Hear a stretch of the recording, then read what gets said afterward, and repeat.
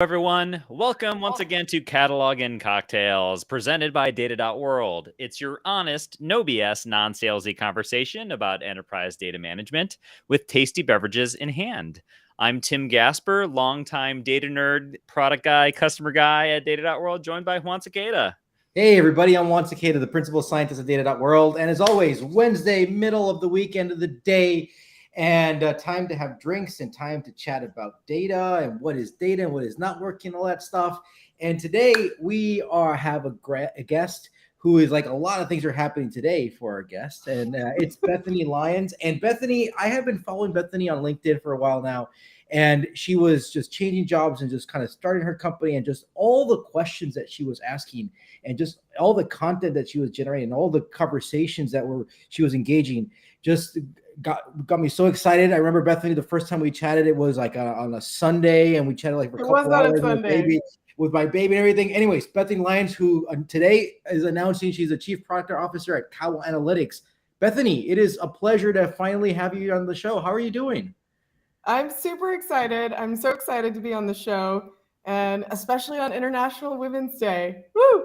Yes, love this. This has all worked out. You have a lot of announcements today that you started announcing. But first of all, let's kick it off. What are we drinking? What are we toasting for? There's a lot to toast today. We are drinking red wine. It's 10 p.m. in London here, so it's kind of an appropriate drink for the hour. And we're toasting a new product that is launching a new revolution. The next frontier in analytics. That is what Kawa is building. So self-service operations. We'll talk more about it on the show. Awesome. Tim, how about you? What are you drinking? What are you toasting for today? Today I am drinking some Old Forester King Ranch, which is a very strong whiskey. So I got to be careful how fast I drink this here. And I will cheers to new things, and very excited, Bethany, for you. Thank you. Yeah, and I'm having just a classic gin and tonic, but this is a gin. I think it's the sweetest gin somebody left at my house. I'm like, I don't know where this is. It's actually pretty good. So, and let's cheer to all the new things that are happening. So cheers, Bethany. Cheers. All right. So our warm-up question of today, operations. So operation is a game where you got to do surgery on a guy, right? Or what's your favorite board game? So my favorite game is the Settlers of Catan. I really love kind of collaborative, competitive games. And I used to play, so I had this friend who was a mathematician. And a game designer at that. And he'd do these like Sunday games afternoons. And he could never beat me with all the math and logic in the world, because I was just better at collaborating with other people. And that turns out to be the strategy for winning that game, not math and logic. I love Settlers of Catan. I have so many good memories of like when I first started to get into startups, and we would always have like Settlers evening, or eat pizza, drink beer, and play Settlers. So good memories there. Nice. How about you, Tim? For me, you know what? I love a good game of Risk. That's always a fun strategy game for everyone. What about you, Juan? So one that we play a lot in my house is Sequence. I don't know if you play. That's one like all the cards and you have to like get paths and stuff. But a game I've played a couple of times is called Wizard, and it's an interesting game because you want to win, but you also want to lose. So you want to say how much basically like do I think I'm going to lose this game, and I do want to lose, because if I don't lose, then I actually am losing points, right? It's an interesting kind of game on winning and losing dependent. Losing is also winning, and winning can be losing. So a lot of interesting stuff to be done here. But all right, let's just kick it off on our discussion. Honest, no BS. Bethany, why do you say that we're still doing data analytics wrong? So I guess, I was talking specifically about self-service analytics. Okay. I guess self-service analytics is a very data-centric, data team-centric view of the world. It's sort of like we have this backlog of requests and it's accruing, and we don't want our backlog to accrue. We want it to go down, ergo self-service analytics. It's kind of like to resolve our request problem, we want to like push the requests back to the business.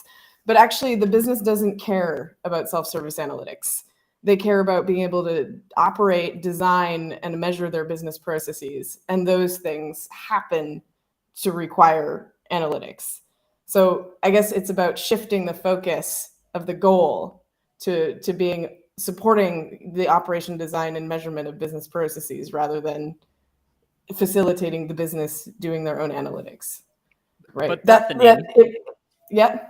I've been told that self-service analytics is the answer to all problems in the world. I don't understand. Yeah, I mean, no. Okay, so how did this all how did this all start? Because I would agree that there's like, what is it, 7 years ago? I mean, like 2015 or probably would be the kind of a time frame where you'd be hearing so much about self-service analytics, and then you're like, oh, that's a solution, right? We need to empower the people who need to answer questions to answer their own questions on their own. So that was the wrong thing to go do. That was I think self-service analytics got taken out of context. I think self-service analytics was really designed for analysts. It was the whole, like, it was Tableau, and I was at Tableau at the time, and Tableau pioneered self-service analytics. I think they literally went to Gartner and made it a term that we now use. But it was really about shifting the power from technical teams to analytical teams.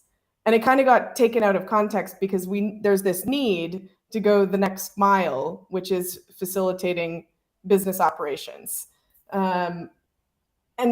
And self-service analytics wasn't designed for that. So I guess if you take a step back and look at what are the three types of people within the business, there's sort of the business operators who are trying to move cases through a process, essentially, like salespeople moving prospects through a sales process, support agents moving cases through to resolution, accounts receivable agents moving invoices through to collection, those types of like frontline business operators.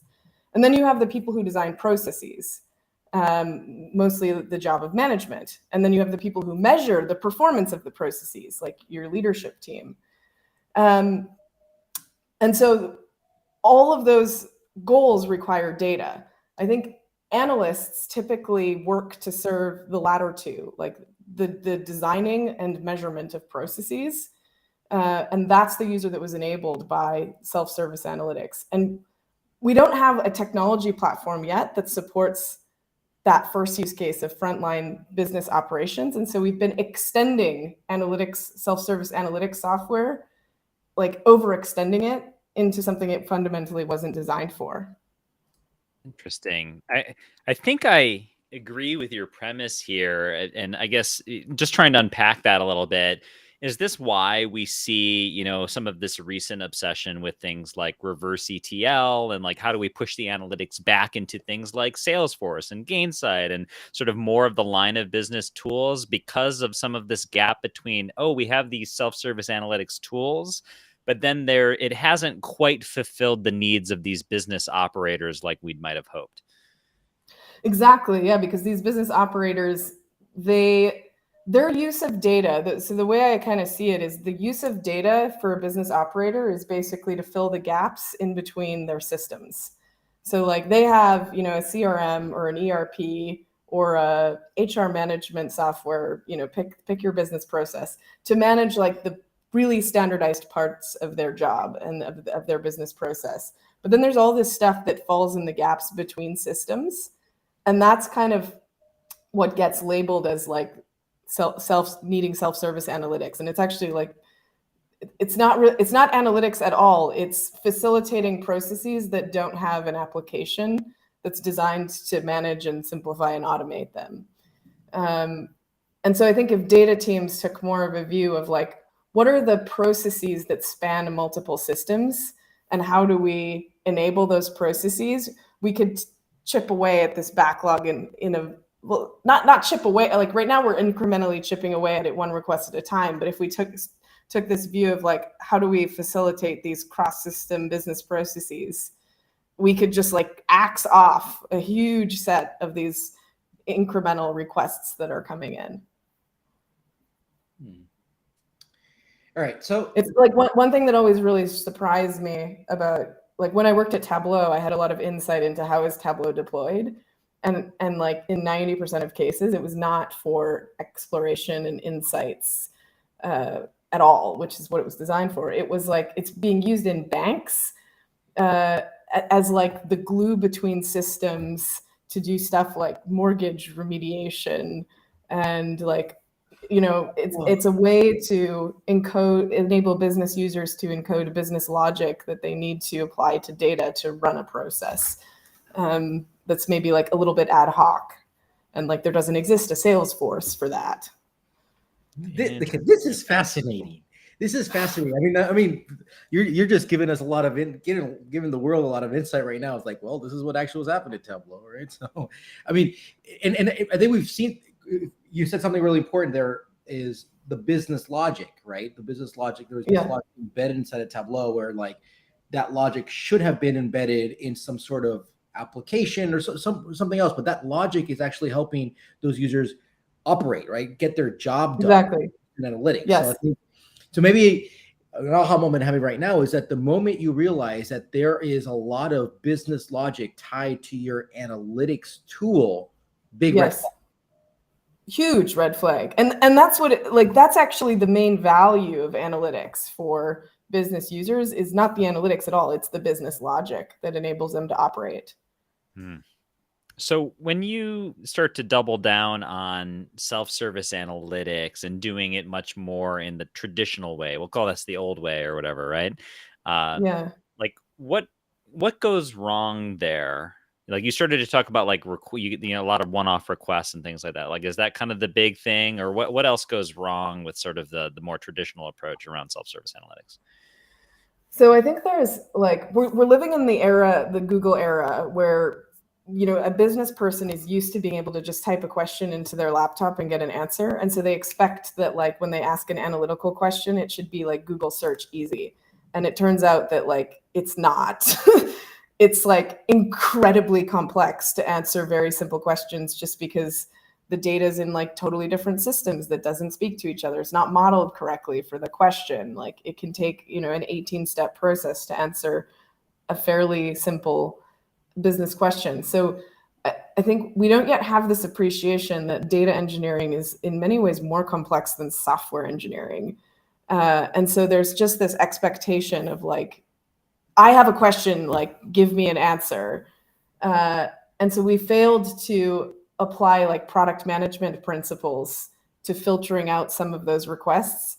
Because, every time a customer has a feature request, you don't just like pipe it into your product team and build it. You say no to about 97% of the things because it doesn't have like enough value or it's not broadly applicable enough. Whereas we haven't adopted that mindset in data. It's just kind of like, oh my God, this person has a question. We have to give them an answer. And it's like, but like maybe you don't, because maybe it's not important enough. Right. There's very much this conveyor belt mentality around data, right? Where it's like, build the report. I need another report. Yeah, and I spoke to this VP of data at an e-commerce company last week, and he said at his company they have 8,000 dashboards for 2,000 employees. And I'm like, but like why? Like what are people doing with it? That's crazy. That's insane. Like put a product manager in between the business and the data and the data people to figure out what's actually valuable and what's worth doing. Mm-hmm. Yeah, one of our customers at Data.World has, I think, 45,000 Tableau dashboards. It's like nuts when you get into that level, nuts. right? It's nuts. It's absolutely nuts. Yeah. So I'm actually realizing here, this is a great takeaway already, that you put a product manager, and one of the things that the product manager should be must be looking for is like, is this an analytical request or is this an operational request? And the moment that you identify that, you're like, wait, this actually should go back to the data teams that are actually supporting, some operations in a way, or actually like back to the source, like maybe it should be done all the way down to the Salesforce, or there's a gap. Maybe we do need a tool to go deal with this, but I think it's really important to be able to understand the requests, if they're analytical requests or going to be some operations, just to get my day-to-day job. So, exactly. I'm really kind of diving into this very specific detail because this is a big aha moment for me. I really, really like this. The whole Where's your business logic? If your business logic analytics, big red flag. Yeah, and it's I think like that's exactly right. You need to be able to field and qualify what type of request it is, rather than just like, oh, now let's get data, then let's model it, then let's query it. It's like, yeah, like if it's an analytical request, if it's like help me measure my business process and it's coming from an executive, like, yes, put an analyst on that and like answer the question. But if it's an operational request, it's like coming from a salesperson, it's like, well, there's maybe 2,000 other people who do the same job who have the same question, and so maybe you should build a product that enables them to like integrate this in a process that's just part of their daily workflow. And that's another point. It's like, oh, if this question that you're asking and you're a salesperson, like, who else is probably asking this exact same question? Because maybe they're changing some of the parameters. Like, that's an indicator too, that it's like, oh, you need to know how many people are in this region, right? Well, you need to do that to get your job done, right? It's not really, you're not doing it for analytics, right? You need to go who to call or whatever, right? So somebody else is maybe having this exact same question, but changing the parameters. And I care about it, the Western region, and you're asking for the Eastern region. But at the end of the day, people are just asking questions that, hey, that should have been in Salesforce. That's not a question they should be doing in a Tableau or anything. Yeah, exactly. 100%. So one of the things that we were talking beforehand, and I think actually you wrote a post about this like last week, was from self-service analytics to self-service governance. Oh yeah, people were like, "What the hell? What do you mean? Like, this is chaos." And everybody's like, "Right." So open the floor. Clarify what you mean here. Clarify what I mean. So this is actually inspired by Clive Benford. He was the chief data officer at Jaguar Land Rover. And he was like on this like tirade against Tableau because we had this very strict governance model where like a central administrator defines groups and manages groups and like who can collaborate with who. That's all. It's defined as an IT decision, but that's actually it's an insane way of working to have your IT department dictate who can collaborate with who in an organization, because collaboration is fundamentally something that is like driven by business need. And we no longer live in this world where like you collaborate with just people in your immediate team or, in your reporting line. It's like innovation comes from cross-functional collaboration. And it's also not knowable up front, like who am I going to need to share with? And so you can't possibly create a model through like your Active Directory that models your organization's collaboration. And so, the point that Clive made, I'm not going to take credit for this. And by the way, I'm going to jump to the gun and answer one of your questions, which is who should we have on our podcast next? And it's Clive to talk about. By the way, he's going to be on our podcast in a couple of weeks. So. Oh, amazing. I love Clive so much. He's brilliant. So anyway, the point that he made is like, if data is in spreadsheets, the responsibility and the accountability is on the business user for the data security. Like if you email a spreadsheet out of your organization, like everybody knows that you get fired for that. And so they don't. And so like spreadsheet data is some of the highest security data in the organization because people treat it with such a high level of personal accountability.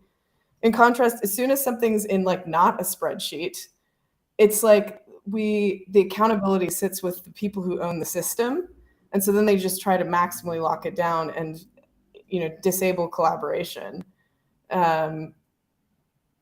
which is just dysfunctional for the organization. So it's like, if we entrust people to have the physical data in spreadsheets, like why wouldn't we trust them to freely collaborate with whoever they need within or outside their organization on a data set that has like row level security enforced at the database level? That it just doesn't make sense that this isn't the way we work today. That's interesting. So you made a statement there, which is interesting. You said that spreadsheet data has some of the highest levels of security and individual accountability. Like, what makes you say that? Are like because people are like locking down their spreadsheets, or because it's only the individual, nobody else can see it, or what drives you to say that? I mean, if you look at banks and financial services organizations, they are like the most spreadsheet driven organizations on the planet.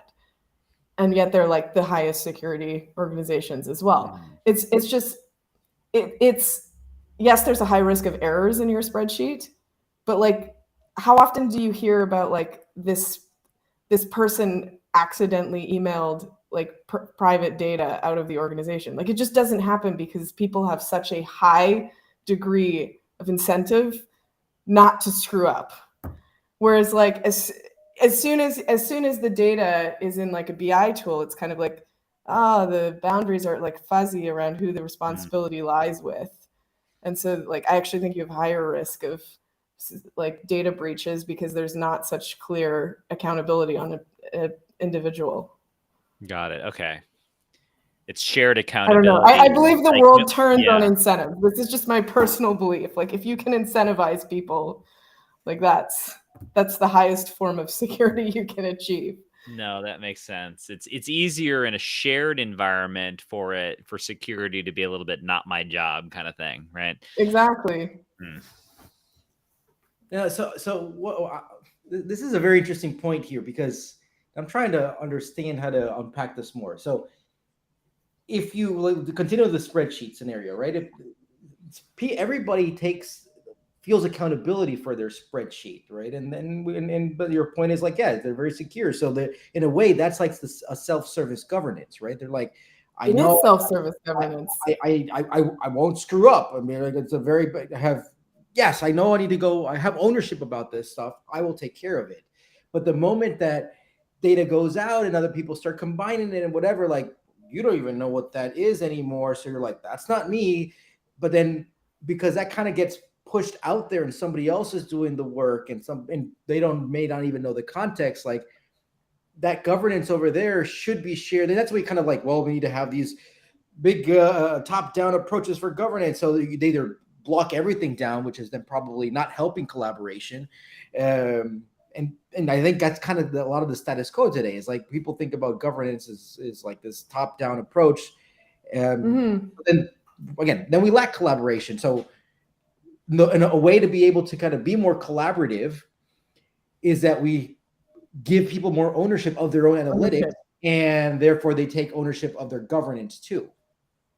Is that exactly what you're trying to make? Yeah, like exactly. I think what you said is exactly right. Like self-service governance is happening today. This isn't a new concept. It's how banks run, is self-service governance. So it's about let's port self-service governance to the data warehouse and to like the enterprise platforms, because self-service, like at the moment, self-service governance happens off in Excel, and then like centralized governance happens in these platforms. And so the platforms block people from doing their jobs. And so they're just like, well, screw the platform. I'll just do everything in Excel where I can freely collaborate and share with whoever I need to, whoever I trust, whoever, I can own my decision of sharing with them. So it's like self-service governance is already happening. Why don't we now bring it to the data warehouse? So that's like basically, I mean, in a way, I'm like, I guess it's like almost we would have to go partition the database, the data lake, or the data warehouse, whatever, saying that, hey, this part of here, like I own the data I own these set of tables here, like that's what I'm responsible for. And then somebody else owns it. And then if somebody then says, I'm going to go combine these things together, then I'm going to take ownership. So there needs to be like really more incentives to be able to take ownership. And then I think it's the assumption here is that if you take ownership, then you're also going to take the governance aspect about it. Yes. Yeah. I think that's like the concept that is missing from our, I don't know, conceptual model, is that governance is about ownership more than it is about control and restrictions. So is in a self-service governance model, is governance opt-in, or is it, because I think there is a traditional sort of domain-oriented stewardship model that like some companies kind of prescribe, where it's like, okay, well, you're the steward of marketing, and you're going to be the steward of sales, and you're going to be the steward of finance, and you're going to take ownership over your area, and then we've got a centralized kind of governance group. Is that kind of the model that you're thinking, or is it different? Is it turning that on its head more? It's Yeah, again, I'm not suggesting we invent anything new. I'm just suggesting that like people know who they can share data with today. They know in their heads, like, will I get fired if I send this spreadsheet to like Susan in accounting? Like they just know that up front. And so then they either do share or don't share based on that kind of institutional knowledge that they have of like what's acceptable and what's not. So I think it's about entrusting people with ownership over their decisions, because they're going to make those decisions like outside of your platform if you don't enable it to happen inside the platform. So, like, one of the things that you want to encourage is if people are going to share things anyways, can we Yeah. at least make it above the table? Can we at least Yeah. see it, track it? Yeah. Yeah. Right? It's like you should at least have like auditability of who's working with whom in your organization. And actually, I remember there was this company that they mined their email to figure out who's sending emails to who. They like figured out their like who's collaborating with who in the organization by like mining their email. Imagine if you brought all of this like Excel data sharing into a platform that you could audit. You could actually understand the dynamics of your organization in So like you are a telling people super like, yeah, go powerful. ahead, do your thing. We trust you because we're watching you and we know. Because we're watching. Yeah, and if you know that you're, being watched, like I think people like 99.9% of people take care of their organization's data. And so like start with that assumption. Like people want to keep their jobs.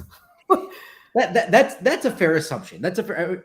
Well, I think that's a fair assumption. I think it's kind of almost a change of mindset. Like I'll be honest, no BS. I'm kind of still trying to process this, and I don't know if I agree with you. I don't know if I disagree with you, and I think I understand what you're saying. At the end of the day, it's all about like you're decentralizing accountability, and I like what you're like. People are already doing Yes. this. You are Yes. already, people are already doing this, right? Like I know I'm not going to do something bad because I don't want to get fired, right? And I know where the line is, right? Yeah. And if I do kind of get close to that line, people will find out and that will have repercussions, right? So at some point is like you want to just kind of work, just understand what humans, the employees already kind of are expected to go do, right? Nobody's expected to go do anything bad. If they do, they're going to get fired, right? So we kind of have that same type of mentality when it comes to like dealing with the data, right? I mean, and again, it's already happening with spreadsheets, but it's not happening in your data lake. It's not happening in your analytics, in your Tableau, and your dashboards. And the question is like, why couldn't you? Like, yeah, we let people go email spreadsheets around, and everything's okay. So why do we have to go like centralize governance for something that maybe everything's okay if we kind of let people take their own ownership accountability around that? Anyways, I'm thinking about this like as we're in this world of finding the balance between centralization and decentralization. Part of it is decentralizing accountability, because do what you want, and you will be held accountable for it. And to me, like decentralizing accountability is so much more important to the progress of organizations than decentralizing who writes SQL queries. Like that's kind of an implementation detail. That's interesting. So how does this come to reality then? Like, is this something that is a part of this feels like culture and changing the paradigm, right? Is there a role that technology has to play in this? Is there, something with the analytics stack that has to change?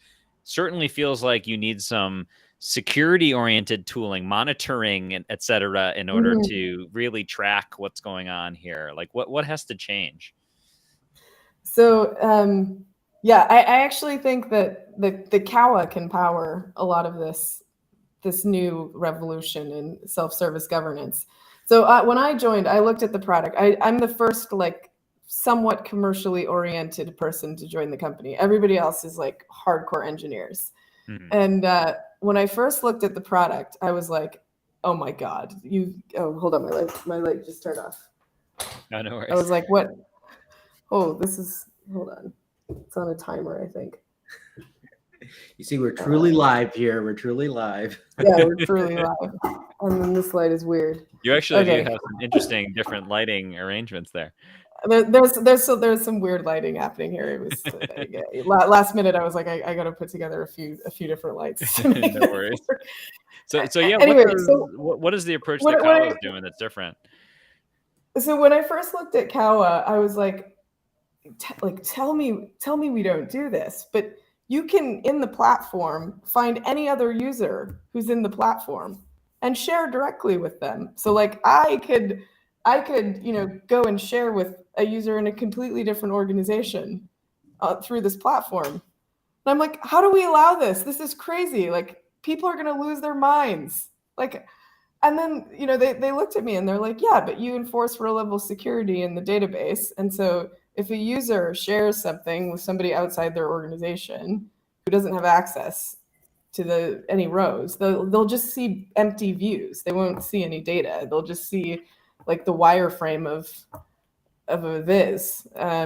So what's the big deal? And I was like, yeah, actually, that's true. And they're like, and this is the way GitLab's model works. Like, you can find, if a user is on GitLab, you can find them. And so the platform is built by default to enable cross-company collaboration. And it's been like a shift for me as well to be like, wait a second, no, this isn't insane. This is brilliant. So is this coming from a technical perspective? You start implementing kind of like row level security, maybe even cell level security and stuff like that. That's how we are able to really decentralize accountability. You just do need to know what are the groups, and you need to put people inside those groups and then just go free, because we know that technology will take care of what can be shared or not. So exactly, like the database manages who can see what rows. And so then the users can share whatever content they want with whoever they want, because the content isn't the thing that's high security, it's the data. So it's enabling this very high security, RLS policies in the database with this very low security content management, sharing, and collaboration model. But these policies do need to be defined somewhere beforehand, right? So you are centralizing something that then you're centralizing the policies, but then you're decentralizing the execution of these policies with respect to the people and the data that's being shared. Yeah, you're saying share away, but I know that it's going to be safe because of what I've said. But I know it's under these parameters, and if you don't fit within these parameters, then you can't share. So there is it always goes back to finding some balance of centralization, decentralization, which is different from the spreadsheet approach, because the spreadsheet approach, I would argue, there is no centralization at all. The only centralization, the only centralization is you do something wrong, you'll get fired. That's the only policy. Yeah, and you're basically, we trust you. We trust you until the moment we don't, right? That's pretty much the only policy out there. But otherwise, there is something that needs to be centralized. So I guess the point I'm getting to is, like, we just can't go to the other extreme. Yeah, no. So it is the access to the rows of data is still centralized in our platform. And I don't know what, if there's demand from customers to allow people to set their own RLS for when they share on to other organizations, I don't see why we wouldn't build that. But because how can an IT department know if let's say you're a retailer and you need to share data with your supply chain, can your IT department necessarily know upfront exactly what data you need to share with who? Maybe, but maybe there's other sources you need to integrate that it can't be so clearly defined upfront. And so maybe you need to delegate to your category managers who are working with the retailers the ability to set their own RLS. So I could imagine a world in which we enable decentralized setting of rights management for sharing with third-party organizations. It doesn't exist now, but it's the type of thing that we need to be thinking about, because the idea of there is one team in an enterprise of like hundreds of thousands of people who manages all of the rights management for the entire organization is kind of crazy. Interesting. This is making me think about a lot of different topics. It's all kind of swirling together. So, we talked a little bit about self-service analytics, self-service governance as sort of like, what does this look like as we go into the new world? I know something that you've also talked to us about is this idea of self-service operations, and also sort of like the centralization of analytics, but then the decentralization of self-service. Can you talk a little bit more about like what your thoughts are there and where things kind of need to go in the new world? Yeah, so this is like it's a work in progress. My thoughts on this topic, but it's very much informed by what I saw at Tableau, which is like this analytics software is deployed as essentially like a calculation engine for business logic, and I think that there's a big opportunity to capitalize on that. So I'll give you an example. Like, so speaking to this guy who works in mortgage remediation. Basically, like their software for how they allocate payments to mortgages, the business logic in it is wrong because the business logic is so complicated. The software engineers who built the system can't understand it, and so they implemented it incorrectly. And it's stuff like a mortgage can have multiple sub accounts, and like one account can be in arrears and one can be in like a surplus. And the way they set up the software is that like if the arrears and the surplus is like the same on two sub accounts, they cancel each other out. But that turns out to like violate math, and you can totally screw over your customer with this cancellation policy. And then like the customer can sue the bank, and so the compliance risk to them is absolutely massive. And so he has like built this Excel spreadsheet that is used to reconcile the production system that allocates payments to mortgages. And so like nothing leaves the bank unless the production system reconciles with his Excel spreadsheet. So they actually pull data out of Teradata, dump it into this Excel sheet, run some crazy calcs, and then spit the Excel data back into Teradata. And so they're doing this whole like, they're using Excel as like a critical component in their business processes. So like the business Excel is like a transformer in this flow? It's like a transformer, and it's like a reconciler. Yeah. Okay. And like nothing leaves the bank unless the Excel in a way, sheet. this is just like you have a person who needs to do needs to implement an algorithm, and they're just implementing an algorithm in Excel. I mean, if they're that just person doing known it in Excel. Python or Java or whatever, they would have done it that thing. But the Excel is just a tool that they know, right? It's just there's an algorithm. Yeah. Exactly. So it's how do you enable somebody with expertise in mortgages to own their business logic, in a more sane way than what they're doing with Excel right now, in a way that's like way more robust, like auditable, not so high risk for errors. So that's the opportunity that I think we need to enable. Is situations like that where you have like business operators have critical business knowledge that they need to implement in business logic to run a process, and the process is kind of like niche enough that you wouldn't buy like a system to manage it. It's like you just need a tool to help automate the process, and that's what we want to do at Kawa is enable. So this is an interesting point. So like, I think the question here is how can business operators own their own business logic? And now we're talking about ownership. We're talking about accountability, right? And frankly, better than Excel because that's how they're doing it today. Yes. So yeah, no, I've seen past experiences. I've seen like go into Excel and they're like, they have all these macros and all this code in there's like, wow, that's important business logic of how you decide to go make decisions that is going to make you millions of dollars every day.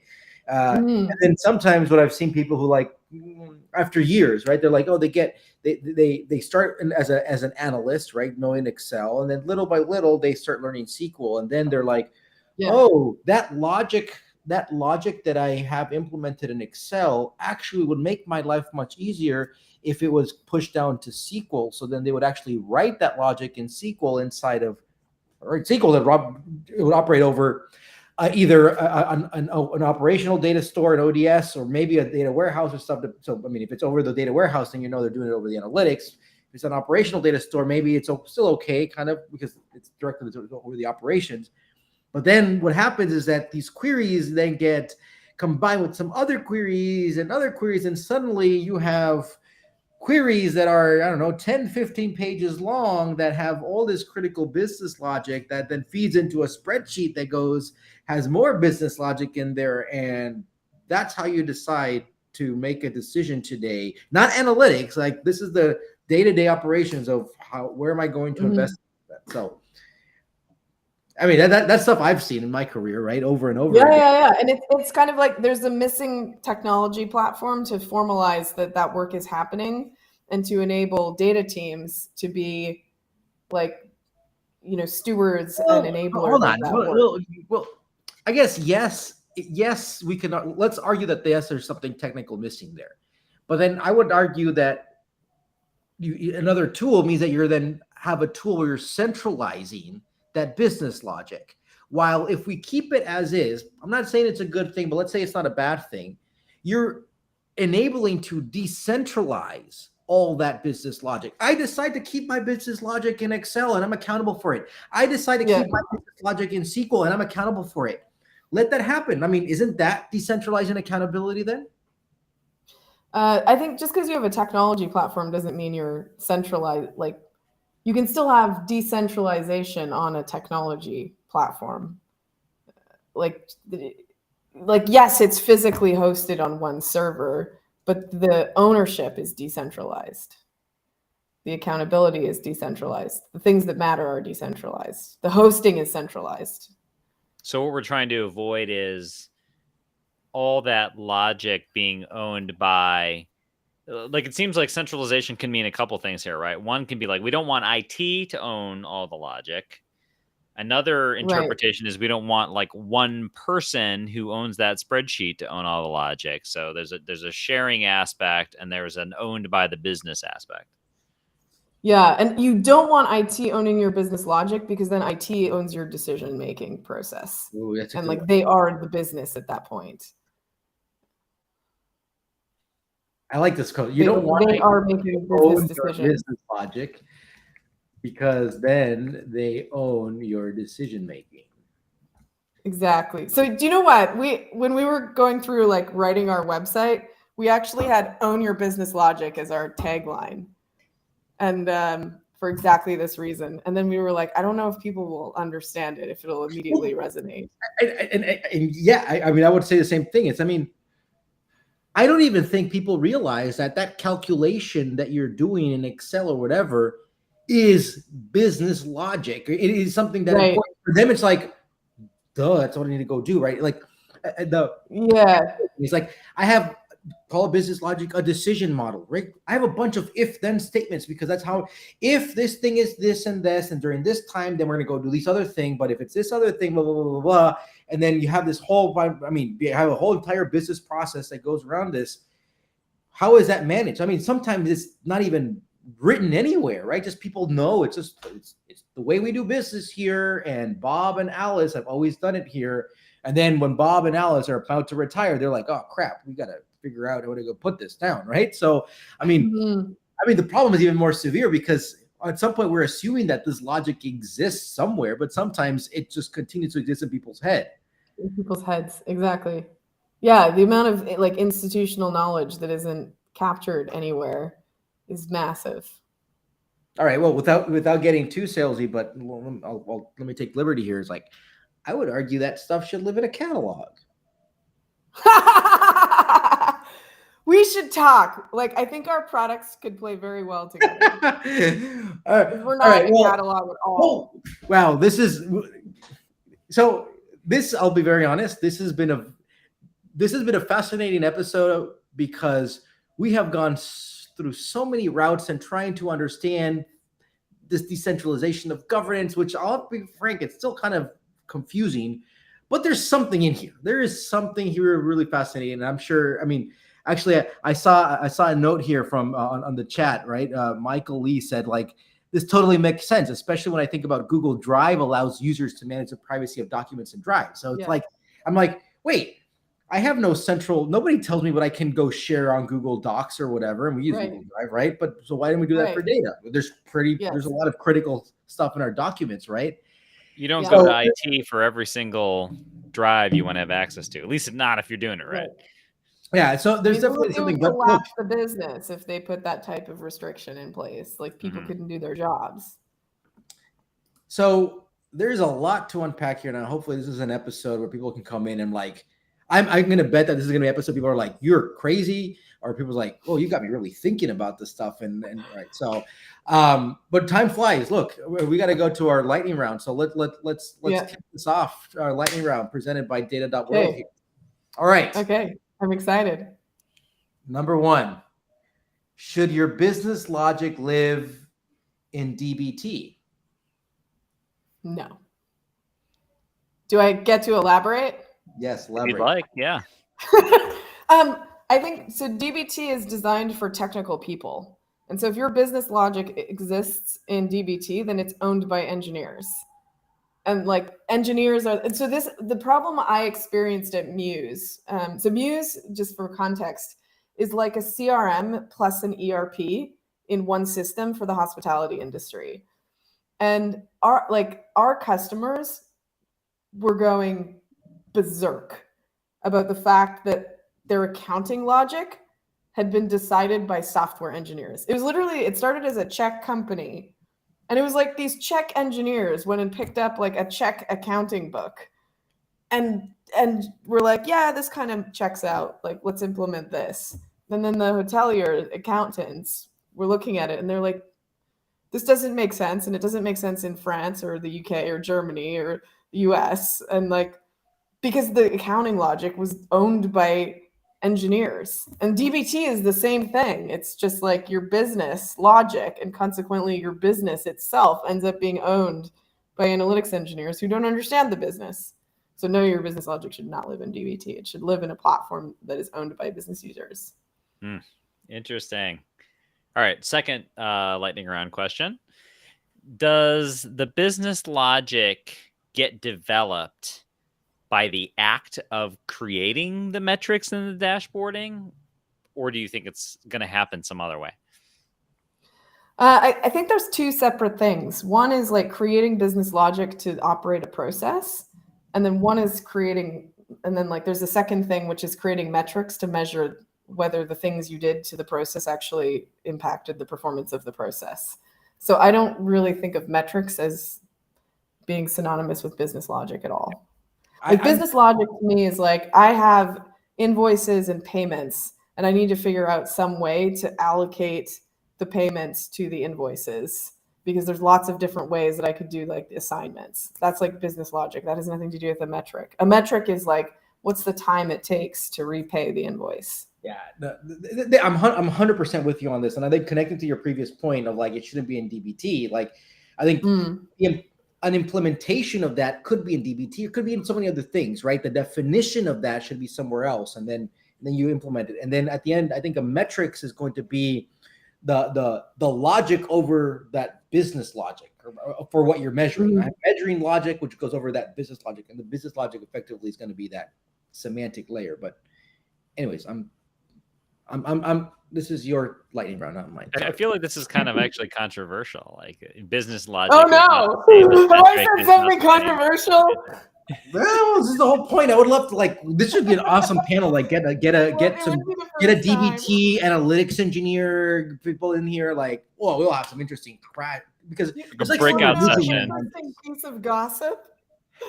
I think this is a freaking honest, no BS. Like, this is we need to be. So like, I almost worked at DBT, and then I was like, do you know what? I don't believe in their mission or their product, so no. I love it when we have such a super honest, no BS episode. Thank you for that. All right, third question. Self-service analytics. Will it be replaced, disappeared, or is it going to be augmented? Whew. So the honest answer is I think what people are calling self-service analytics today, i.e., let's call it, Tableau largely, like 70% of Tableau deployments are requiring self-service operations. So I think that like that part will be replaced. I think Tableau will continue to be the best in class for like management intelligence reporting.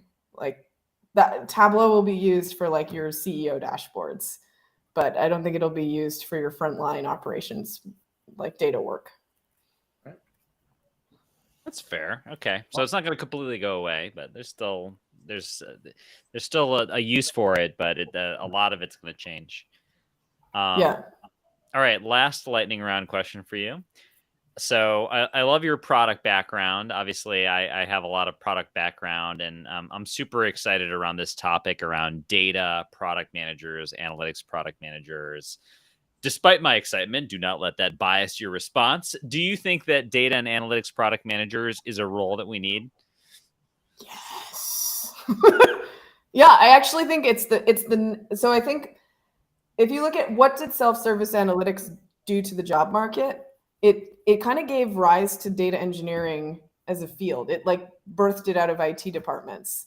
And I think that analysts today are going to transform into data product managers as a result of this shift to like more self-service operations, because that will be the more critical role, is like how can you go in and figure out how to use data to improve a process as opposed to just like finding insights in the data and like emailing them to management to then do something with it.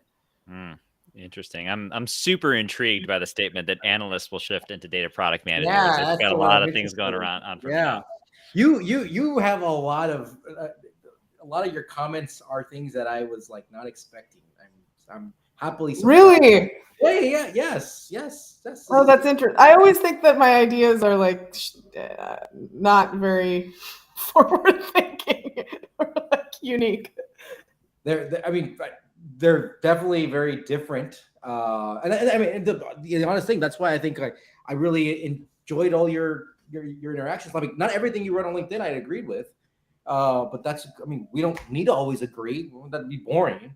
That would be boring. Diversity of thought. The goal is to break the mold here, right? If all we do is just say data mesh and DBT and all those things, then that'd be boring. We got to break the mold. All right, Tim, takeaway times.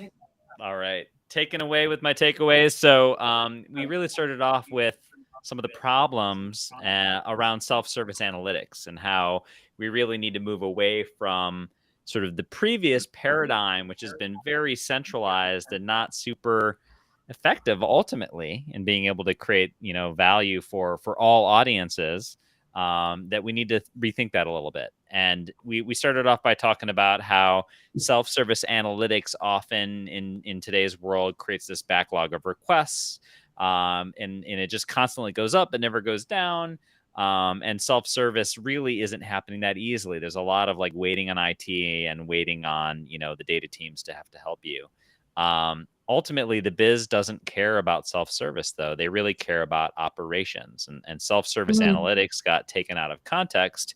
It was really about shifting the power from the technologists to the people, to the analysts, and ultimately the goal was to get it to the business. And you talked about sort of three different audiences. There's more of your business operators, there's more of your sort of the process, and then there's more of the measuring the process.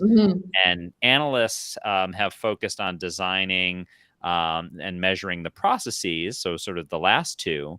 But that first one, the business operators, aren't actually being served that well.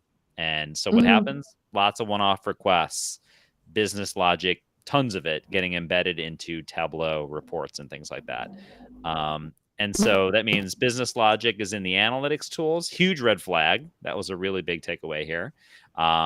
We live in this Google era, and data is not just like that from a UX perspective. And so you said we don't yet have an appreciation that data engineering is actually more complex than software engineering, which I thought was a very interesting way to think of this problem.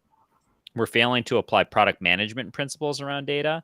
you got 10,000 Tableau dashboards, that's probably a big problem, a big red flag. And it's a question that a user is asking, and others will be asking the same question. Then that's operations, and that's sort of the self-service operations approach. So tons more stuff, but that was some of my takeaways there. Juan, what about you?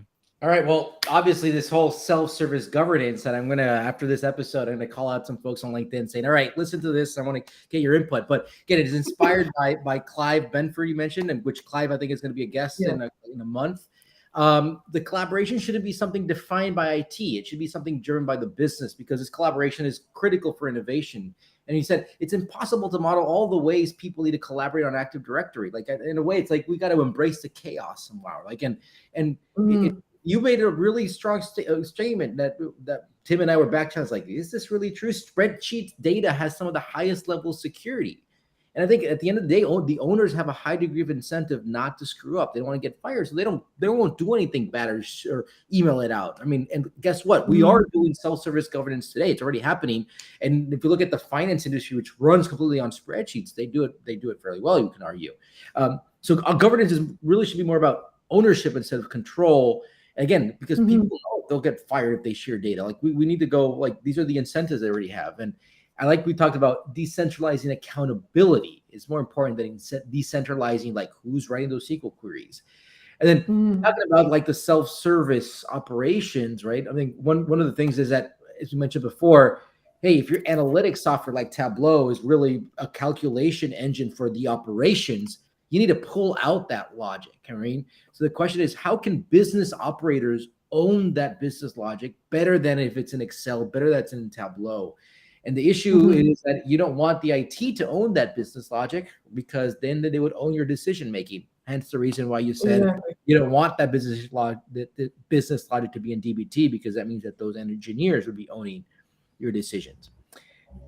All right, how did we do? What did we miss? I'm amazed at your ability to synthesize and summarize. You've clearly done this like 130 times.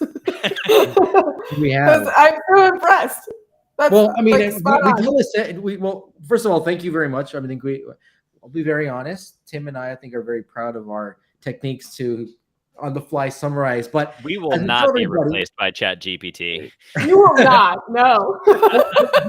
As you tell everybody, we just repeated what you said. So thank you very much for all this very insightful discussion we had, and you have fans. Like, I think I mentioned that I don't agree with a lot with you, but Doug here is saying he agrees with you. So, all right. So, Bethany, to wrap us up, 3 questions. What's your advice about data, about life? Second, who should we invite next? Clive's already invited, so another name put you on the spot. And 3, what are the resources that you follow? People, blogs, podcasts, conferences, books, whatever. All right, cool. So I've already forgotten the first one. What's your advice? 11 p.m. right now. My advice. Oh, yes. I'm going to go for advice on life. Don't settle. Don't settle. I think, like back in November, I had a lot of job offers. They were good job offers, but they weren't like, I wasn't like, yes, I can love this company for 10 years kind of job offers. And so I was like, I'm gonna say no to all of them and just like venture out into the unknown and see what happens. And I've like found like my dream team, dream product, dream mission. And it was like very scary and very risky, but like so worth it to be here now. So yeah, don't settle. That's my life advice. Next one, who do I recommend for the podcast? Caroline Zimmerman. She was one of my former clients, and then became a very good friend, and is just brilliant on all things data strategy and how do you drive value with data. How do you enable collaboration between the quants and the poets, as she calls it. So I think she would be super interesting to have as a guest on the show. And then who do I like? Yeah, resources. I guess I'll just mention, some people to follow. Like Mike Rennick is super interesting in data. I don't know if you follow him, but I recommend him. And then Caroline Zimmerman, follow her. Clive Benford, follow him. They're all 3 really interesting people for some of the more like organizational people process strategy aspects of data. So there we go. Followed Caroline Zimmerman and Mike Rennick, and I highly recommend Clive right now. I mean, everything that he's posting is just, he's on a roll right now, right? He's on a roll right now. He's on the roll. Bethany, this was awesome. We went on so many different areas and we challenged ourselves. Thank you very much for having this honest, no BS conversation with us. Thank you so much. All right. Take care, guys. All right. Cheers. Bye.